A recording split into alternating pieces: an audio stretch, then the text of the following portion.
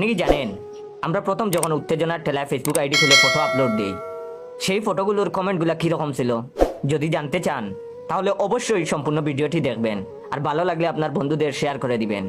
বেইমানি করা শিখি নাই, সাপোর্ট নেবেন, সাপোর্ট দিবেন, পাশে থাকলে পাশে পাবেন ইনশাল্লাহ। নিউ পোস্ট, সাপোর্ট চাই, প্রোফাইলটা ঘুরে আসার দাওয়াত রইল, পাশে থাকলে পাশে পাবেন 100% ব্যাক টু ব্যাক। ছবি তো নয়, যেন একটি সুন্দর তাজা গোলাপ ফুল। ইয়া আসলে একটা দুর্দান্ত ছবি, অসাধারণ মুখভঙ্গি আর চোখের দৃষ্টি, মিষ্টি মুখের হালকা দুষ্টু হাসিতে চেহারা আরো বেশি ফুটে উঠেছে। চুলের স্টাইলটা বলতে হয় না, আর পোশাকের তো যেমনই রং তেমনই ডিজাইন, সব মিলিয়েও অসাধারণ লাগছে। এমন পোজ জাতি আগে দেখে নাই। ছবিটির অসাধারণ ব্যাকগ্রাউন্ড আমার মনকে ছুঁয়ে গেছে। ছবিটি ক্যামেরার অসাধারণ ব্যবহার হয়েছে, সঠিক জায়গা থেকে সঠিকভাবে ফোকাস এবং ফ্রেমিং করা হয়েছে। এই ছবিটি যে তুলেছে তাকেও ধন্যবাদ জানাই। আর এই ছবির এডিট ছবির মাহাত্ম্য আরো বাড়িয়ে দিয়েছে। মডেল হিংসার কারণ হবে এই ছবি। অসাধারণ মডেল, ফটোগ্রাফার, লোকেশন এবং এডিটের মিলবন্ধনের কারণেই আমি এত সুন্দর ছবি দেখতে পাচ্ছি। এমন ছবি ফেসবুকবাসী ও সারা বিশ্ববাসী আবার দেখতে চায়।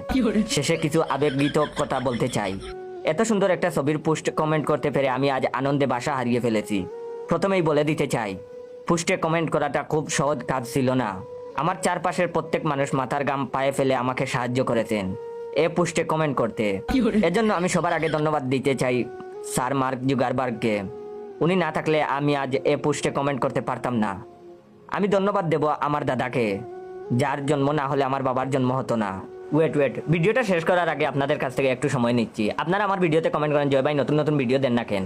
আমি প্রতিদিনই রেগুলার ফানি গল্প দিই আমার আইডিতে, অথচ আপনারা ফেক পেজ বা ফেক টিকটক অ্যাকাউন্ট ফলো দেওয়ার কারণে আমার ভিডিওগুলো দেখতে পাচ্ছেন না। আমার অরিজিনাল টিকটক অ্যাকাউন্টের নাম বাইসা বনফায়ার, আর অরিজিনাল পেজের নাম ইয়োর জয়। আমার পেজের ফলোয়ার 3200। তাই বলি সবাই ফেক থেকে সাবধান, আর আমার real page and TikTok account follow দিবেন। আমি ধন্যবাদ দেবো আমার দাদাকে, যার জন্ম না হলে আমার বাবার জন্ম হতো না, আর বাবার জন্ম না হলে আমারও জন্ম হতো না, আর আমার জন্ম না হলে পোস্টে আমি কমেন্ট করতে পারতাম না। আমি ধন্যবাদ দিতে চাই আমার জুতার ফিতাকে। একদিন জুতার ফিতা বাঁধতে গিয়ে আমি বড় দুর্ঘটনা থেকে বেঁচে যাই। আমি আরো কিছু লিখতে পারছি না, কারণ আমি আবার বেশি প্রশংসা করতে পারি না, বেশি কথার কমেন্ট লিখতে পারি না। আপনার পোস্ট কমেন্ট করতে পেরে আমার হাত কাঁপছে, আনন্দে আমার চোখ বেয়ে জল গড়িয়ে পড়ছে।